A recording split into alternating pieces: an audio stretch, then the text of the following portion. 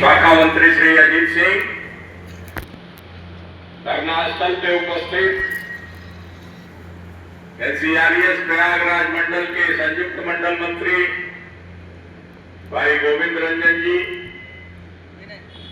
मंडल संगठन सचिव भाई सुशील कुमार जी, शाखा अध्यक्ष दिनेश गुप्ता जी, शाखा के सम्मानित पदाधिकारीगण, विद्युत लोगों से ट्रैक्शन मशीन सेट के सम्मानित साथीगण, आप सभी लोगों का हृदय से अभिवादन वंदन करना चाहूंगा मित्रों, और इस बात के लिए शुभकामना भी देना चाहूंगा कि 19 तारीख से निरंतर जिस उत्साह के साथ आप लोग आंदोलन को आगे बढ़ाने में अपना सहयोग दे रहे हैं, निश्चित रूप से यह काबिले तारीफ है। इसकी जितनी प्रशंसा की जाए कम है। मित्रों, ट्रेड यूनियन के आंदोलन धीरे धीरे विलुप्त होते जा रहे हैं और ऐसी स्थिति परिस्थिति में अगर शाखा अध्यक्ष शाखा मंत्री के द्वारा इस मनोभाव से आंदोलन को चलाया जा रहा है कि आपके रोजी रोटी पे खतरा है, आपके अधिकार और सम्मान पे खतरा उत्पन्न हो रहा है, आपकी मूलभूत सुविधाओं में कटौती हो रही है, प्रशासन तानाशाही और मनमानी पे आमादा है, तो निश्चित रूप से इसकी प्रशंसा होनी भी चाहिए, खुले मंच से होनी चाहिए। मित्रों, अभी मैं मौजूद था, शाखा अध्यक्ष और मंत्री जी बताए कि प्रशासन के द्वारा बुलाया जा रहा है। मैंने कहा ठीक है, आप लोग जाओ, बात करो। वार्ताएं कुछ हुई हैं और जहां तक मुझे उम्मीद है कि जो आपकी ग्रीवांसेस हैं, प्रशासन करता क्या है कि जो ज्वलंतशील मुद्दे होते हैं, जो सीधे सीधे कर्मचारी को हिट करते हैं, उसको तुरंत जो है सॉल्व करने की कोशिश करता है। लेकिन जो स्लो पॉइजन है आपका, निगमीकरण, निजीकरण, प्राइवेटीकरण, प्रशासन भी ये समझता है कि धीरे धीरे पुष्कार के ट्रेड यूनियन वालों को इसको हम निरंतर गति देते रहें, यही सोच होती है। मैं आऊंगा थोड़ा पीछे। जब आंदोलन के शुरुआती दौर में मैं एक दिन गया था डीआरएसओ के पास, जो डीआरएस का भी काम देख रहे हैं, तो स्पष्ट उन्होंने बोला था कि आप रिटायर हो गए। तमाम और बातें हुई। आज भी शाखा अध्यक्ष शाखा मंत्री महोदय गए थे, तो शायद कुछ बातें ऐसी प्रशासन के द्वारा की गई थी, किसी ने बोला, किसी ने चुप कराया। तो मित्रों, स्पष्ट मैं ये करना चाहूंगा आप लोगों को भी, और जो प्रशासन के पास जो अधिकारी वर्ग है, जिनको मैं खटक रहा हूं मात्र इसलिए, ये व्यक्ति अगर नहीं होता यूनियन में तो आंदोलन शायद इस तरह से अपनी गति नहीं पकड़ता।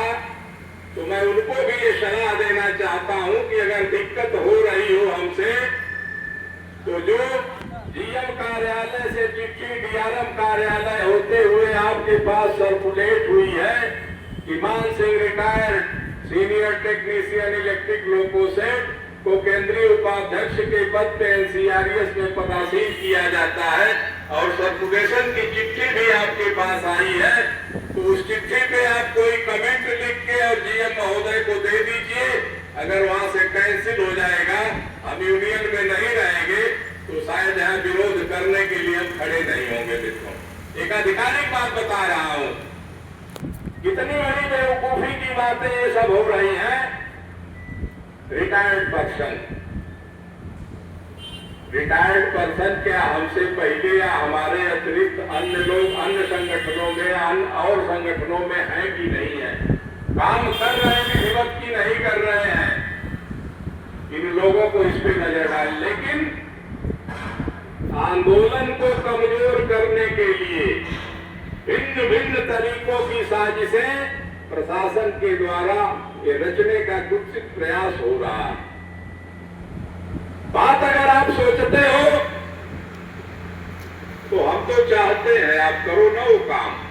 बात जिस दिन करनी होगी यूनियन को, बात जिस दिन करनी होगी एनसीआरएस के लोगों को, कर्मचारी की समस्याओं पर, और ये लगने लगाएगा एनसीआरएस को कि आप वार्ता करने के पक्ष में नहीं हो, तो हम सेट फ्लोर पे आपको रोक के कर्मचारियों के बीच में भी बात करने का सामर्थ्य रखते हैं आपकी ताकत की बदौलत। इसमें कोई रोक नहीं सकता। ये ताकत 2029 तक आपके मान्यता के चुनाव में दी गई ताकत है। लोकतांत्रिक प्रक्रिया से एनसीआरएस को मान्यता मिली है। इस ताकत को न जीएम रोक सकते हैं न डीआरएम रोक सकते हैं। सीनियर डी महोदय आप एक पार्ट है उसके। अभी संयुक्त मंडल मंत्री जी बोल रहे थे नए जीएम आए हैं, शायद उनका इंस्ट्रक्शन वगैरह है, क्या कहाँ है कैसे है, लेकिन इतना तो जरूर है कि आएंगे तो चर्चाएं होंगी। अगर गौर से सुनेंगे तो ठीक, बेगौर से सुनेंगे तो ठीक। चर्चाएं तो रेलवे बोर्ड तक महामंत्री जी गए हैं और कल आप लोगों ने देखा होगा वहां पे भी NFIR के आदरणीय अध्यक्ष श्री गुमान सिंह साहब, NFIR के राष्ट्रीय महामंत्री आदरणीय भैया साहब, NFIR के केंद्रीय कोषाध्यक्ष राष्ट्रीय कोषाध्यक्ष श्री आरपी सिंह साहब गए थे और सीआरपी साहब से मिले। चर्चाएं हुई है मित्रों। ऐसा नहीं है कि ये चर्चा खाली कानपुर में है, सिड में है, डीआरएम ऑफिस तक है।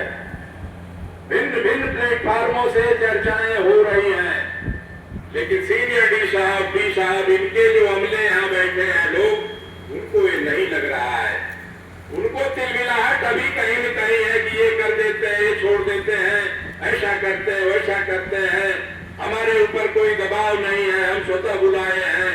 तमाम तरह की बातें हो रही हैं मित्रों।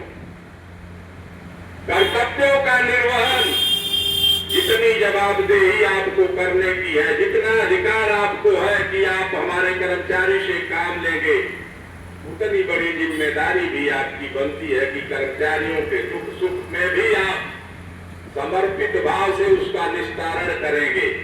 और अगर निस्तारण न करके आप कुठाराघात करना चाहेंगे, अगर कोई श्रम संगठन नोटिस बार बार देता है, आप उसको हल्के में ले रहे हो, बात करने के लिए बुला नहीं रहे हो आप, और संगठन अगर यहाँ पे कोई कार्यक्रम करता है, मीटिंग करता है, धरना प्रदर्शन करता है, तो आप पदाधिकारियों को, कार्यकर्ताओं को प्रताड़ित करने के लिए चार्जशीट दे रहे हो, ट्रांसफर करने का आप काम कर रहे हो, तो क्या ये बर्दाश्त करेगा कोई श्रम संगठन? क्या इलेक्ट्रिक लोकोषण का कर्मचारी सहमति देगा अपनी? जिस कर्मचारी के सहमति से श्रम संगठन काम कर रहा है और जिस कर्मचारी की मूलभूत सुविधाओं के लिए श्रम संगठन आगे बढ़ के आपसे बात करने का प्रयास कर रहा है, और उस सुख सुविधाओं को देने के बजाय आप मुखर होकर के यूनियन के ऊपर प्रतिघात कर रहे हैं, तो क्या यह बर्दाश्त कोई कर्मचारी या ट्रेड यूनिस्ट नेता करेगा? हाँ, वो जरूर कर सकता है। 2-4% वो व्यक्ति जरूर कर सकते हैं जिनसे आपका व्यक्तिगत हित हो। मित्रों, हम तो ये मानते हैं कि जब जब आप बड़े आंदोलन होते हैं, कर्मचारियों की शक्तियां निखर के सामने आती हैं।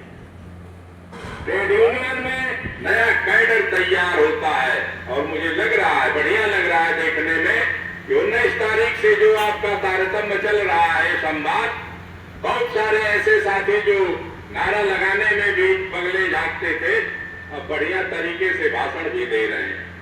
तो एक नया कैडर तो एनसीआरएस आपके बीच से निकाला है मित्रों। आप लोग भी इस बात को देख रहे होंगे। अब बात आती है सुपरवाइजर साथियों की। अभी संयुक्त मंडल मंत्री जी बोल रहे थे, तो मेरा तो बस यही कहना है, आज तक मैंने कहीं भेदभाव नहीं किया। जो साथी आज विरोध करने का ताना बाना भी बोल रहे हैं, कुछ सोच के ब्लैकमेल करने की भी मुझे कोशिश की गई, शायद सारे षड्यंत्र उनके फेल होते जा रहे हैं। इसलिए फेल होते जा रहे हैं कि कहीं सफलता नहीं मिल रही है। और हम उनको ये बताना चाहते हैं कि सीआरएस या ट्रेड यूनियन श्रमिक सेवा में कोई अगर कामरेड बनता है, नेता बनता है, तो उपलब्धि हासिल करने के लिए नहीं बनता है, नुकसान करने के लिए ही बनता है। हम लूज करने के लिए इस मंच पे हैं और आप हमारा बस एक बार हाथ उठा के अगर नमस्कार कर लेते हो, जिंदाबाद कर देते हो, तो वही सम्मान हमारे लिए सबसे बड़ा सम्मान होता है। बात आज हमारे वक्ता साथियों से हुई जो इन्होंने बताया, बात होनी चाहिए। मैं इन लोगों से भी कह रहा हूं, शुरुआती दौर से इस बात पे मैं विशेष जोर देके कह रहा हूं कि रोजी रोटी पे बात होनी चाहिए। ट्रांसफर, पोस्टिंग, ये तो जिस दिन आप मन बना लोगे, इस गेट पे आप लोग एक सैकड़े के हुजूम में बैठ जाओगे, तो या तो यहाँ छावनी बनेगी पुलिस की, या तो सीनियर डी आपके अनुरूप निर्णय लेके जाएंगे। उसकी चिंता नहीं है मित्रों, लेकिन चिंता इस बात की जरूर है कि आए दिन जो टेंडरिंग प्रक्रिया हो रही है, सेक्शन इंचार्जों को धीरे से बुला के बोल देते हैं कि इस नए काम का कुछ प्रस्ताव बना के ले आओ। प्रपोजल बन के जाता है, पास होके आ जाता है, टेंडर हो जाता है, ठेकेदार आता है, काम करने लगता है। आपको भी ये लगता है कि चलो ये काम गंदा था गया, लेकिन भविष्य आप सोचिए कि आपका भविष्य कहाँ जा रहा है। 2, 4, 5 साल वाले तो निपट जाएंगे, ठीक है, लेकिन 10-20 साल वालों का क्या होगा, यह एक चिंतन और चिंता का विषय है मित्रों। इस पे हम सभी लोगों को विचार करने की जरूरत है। तो स्पष्ट रूप से इन सारी चीजों की जिम्मेदारी भी ट्रेड यूनियन के संचालन कर्ता होने के नाते शाखा पे है, और शाखा मुझे पूरा भरोसा है कि इस चीज को पूरी मर्यादा के साथ, पूरी जिम्मेदारी के साथ निभाने का भी काम करेगी मित्रों। आउटसोर्सिंग पे अगर बात शुरू हुई है, अगर यूनियन ने या ब्रांच ने कोई आपको एजेंडा दिया है, तो नियम और नीयत यही कहती है आपकी, अगर साफ नीयत है समस्याओं को सुलझाने की, तो सीधे मुद्दे पे आप आइए। ब्रांच को आप चिट्ठी दीजिए, समय निर्धारित करिए, पर्सनल ब्रांच के किसी एपीओ को आप बुला लीजिए। जिन जिन मुद्दों पे ब्रांच ने आपसे डिस्कस किया है या जो जो मुद्दे दी हैं, उस पे आप मिनट्स बनवाइए, जवाब दीजिए। निजीकरण निगमीकरण की प्रक्रिया क्या होगी आपकी, उस पे आप कमेंट दीजिए, टिप्पणी करिए। ऐसे जान नहीं छूटेगा मित्रों, ऐसे हम लोग हटने वाले नहीं हैं, कुछ परिणाम लेके हटेंगे। बात परिणाम में ट्रांसफर और पोस्टिंग की नहीं है, बात है यहाँ आपके रोजी रोटी का सवाल है। आपके बच्चों के भविष्य का प्रश्न उत्पन्न हो रहा है। और बात अगर इलेक्ट्रिक लोकोशेड के क्रांति की करूं, तो यही शाखा अध्यक्ष भाई दिनेश गुप्ता और शाखा मंत्री अजीत ने, प्रदीप शर्मा जी जब सीनियर डी थे तो सीमेंस कंपनी आई थी सर्वे करने, आप ही लोगों के सहयोग से इन लोगों ने यहाँ सर्वे भी नहीं करने दिया था, लोग वापस चले गए। ये ताकत आपकी है। उन लोगों को भी लगा, प्राइवेट के लोग थे, उन लोगों को भी लगा कि यहाँ का माहौल ठीक नहीं है, हम काम यहाँ ले लेंगे तो कर नहीं पाएंगे मित्रों। तो हमें उस तरह का माहौल और वातावरण पैदा करना पड़ेगा। हम अपने हाथ का काम छीनने नहीं देंगे मित्रों। ये अधिकारी वर्ग है, कोई 2 साल रहेगा, कोई 1.5 साल रहेगा, ये चले जाएंगे, लेकिन आप लोगों को यहाँ 25 साल 30 साल नौकरी करनी है, रोजी रोटी आपकी यहाँ से चलनी है, बच्चों का भविष्य आपको यहाँ से संवारना है। तो आप लोग इस पे जागरूक होइए मित्रों। बात अगर आंदोलन की है तो आंदोलन चलता रहेगा। महामंत्री जी को भी शाम को, शाखा मंत्री हैं, इसे स्वयं बात करते हैं, हम लोगों से भी बात करते हैं, बताई जाती है स्थिति।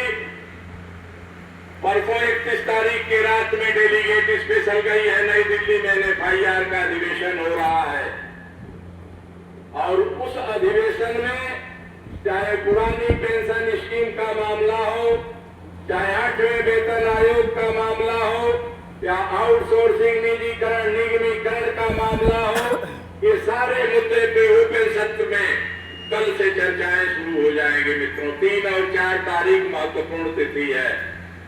रात में आज हम लोग भी निकल रहे हैं, 1-2 लोग हम हैं और गोविंद जी है जाएंगे। कल परसों हम लोग भी नहीं रहेंगे, कारण कि वहां जाना अनिवार्य है मित्रों। बाकी हमारी पूरी टीम है यहाँ पे, पूरी टीम यहाँ पे है। निवेदन आप लोगों से यही है कि जिस गति से, जिस जोश से, जिस साहस से, जिस उपलब्धि को हासिल करने के लिए आप सारे लोग एक जुनून के माध्यम से अपनी बातों को, अपनी एकता को प्रदर्शित कर रहे हैं, उसमें कहीं कमी नहीं आनी चाहिए, उसमें कहीं कमी नहीं दिखनी चाहिए मित्रों। ये प्रशासन में बैठे अधिकारी एक एक पल का आकलन करते हैं, एक एक पल इनके खुफिया तंत्र के लोग हैं, जाके बताने का काम करते हैं। आप लोग भी ये संदेश देने का काम करिए। स्थानीय प्रशासन चाहे जितना चार्जशीट देगा, जितना ट्रांसफर करेगा, जो जो युक्तियां इनके पास होगी आंदोलन को कमजोर करने के लिए, सारे तंत्र इनके लगा दिए गए। लेकिन सारे तंत्र के बाद आपका जो लोकतंत्र है वो सबसे मजबूत साबित हुआ, सबसे मजबूत साबित हुआ लोकतंत्र। सारे तंत्र इनके फेल हो गए मित्रों। अब क्या करेंगे, किस तरह से चलाएंगे? सीनियर डी महोदय, मैं कहना ये चाह रहा हूं आपसे खुले शब्दों में कि वो स्थिति मत उत्पन्न करिए कि जिस दिन प्रिंसिपल सी का दौरा हो इस स्टेट में, जिस दिन डीआरएम का दौरा हो कानपुर सेंट्रल पे, जिस दिन डीएम का दौरा हो कानपुर परिक्षेत्र में, तो एनसीआरएस के सैकड़ों सिपाही आपके विरुद्ध हाथ में तख्तियां लेकर के और आपके विरुद्ध नारेबाजी करें, आपके विरुद्ध एजेंडा बने। घर का ये आंदोलन है, घर में आप चाहें तो इसको समाप्त कर सकते थे या अभी भी कर सकते हैं, कुछ बिगड़ा नहीं है। लेकिन आपके जो वहां पे मंत्री लोग बैठे हैं, जो सलाहकार लोग बैठे हैं, कहीं न कहीं उनकी प्रतिष्ठा जरूर फंसी हुई है। तो मेरी सलाह है, आप लोग क्लासोन अधिकारी हैं, अपना विवेक परिचय दीजिए, अपने विवेक का आप लोग परिचय दीजिए, अपने विवेक से आप लोग काम लीजिए। मजदूर हैं, हजारों की संख्या में है, जिम्मेदारी सबकी बनती है। आप बहुत उत्साह से डालते हो कि इस महीने का आउटपुट 14 लोग को हमने निकाला। ये 14 लोग को आप चैम्बर में बैठ के नहीं निकाले, आप मैनेजमेंट देख रहे हैं, काम यहाँ का कर्मचारी करता है। सीएलई महोदय उस दिन आए थे, बातें हुई थी, मैंने स्वयं बोला था कि अधिकारी ये क्लास 1 के लोग बैठे हैं, लेकिन यहाँ का सुपरवाइजर इन लोगों से कम अपने को नहीं आंकता है। किसी की क्रीज गंदी नहीं होती, कपड़ा खराब नहीं होता, कोई लोगों में नहीं चढ़ना चाहता। लेकिन आज के 10, 12 साल, 15 साल पहले मित्रों, जब टेक्नीशियन पूरा काम कर लेता था, लोगों चेक करके देता था, तब संबंधित इंचार्ज जाते थे और लोगों को चेकिंग करके और फाइनल टच देते थे, सब लोग को बाहर निकलता था। आज ये सारी प्रक्रियाएं बंद हो गई हैं, तो ये कैसे माना जाए? ये सब व्यवस्थाएं हैं, ये स्थितियां हैं मित्रों। लास्ट में पुनः आप सभी लोगों को मैं इस बात का आश्वासन देना चाहता हूं, एनसीआरएस सेंट्रल बॉडी में होने के नाते, कि जिस धैर्य और साहस के साथ शाखा के लोग अपने आंदोलन को दशा दिशा दे के गति दे रहे हैं, मैं जब कानपुर में रहूंगा, कल तो नहीं हूं, परसों भी नहीं हूं, लेकिन जब भी रहूंगा परसों के बाद मैं समय से उपस्थित होऊंगा, पूरा समय दूंगा आपको, और जो आपको सहयोग चाहिए जिस तरह का, मैं हर तरह से शाखा के साथ हूं, क्योंकि मेरी जिम्मेदारी, मैं एनसीआरएस का एक सिपाही पहले भी था, आज भी हूं, और पद पे रहूं न रहूं, भविष्य में भी आपके बीच में जरूर रहूंगा। इसी सब बातों के बाद साथ मैं माइक भाई अजीत सिंह को देता हूं। अजीत।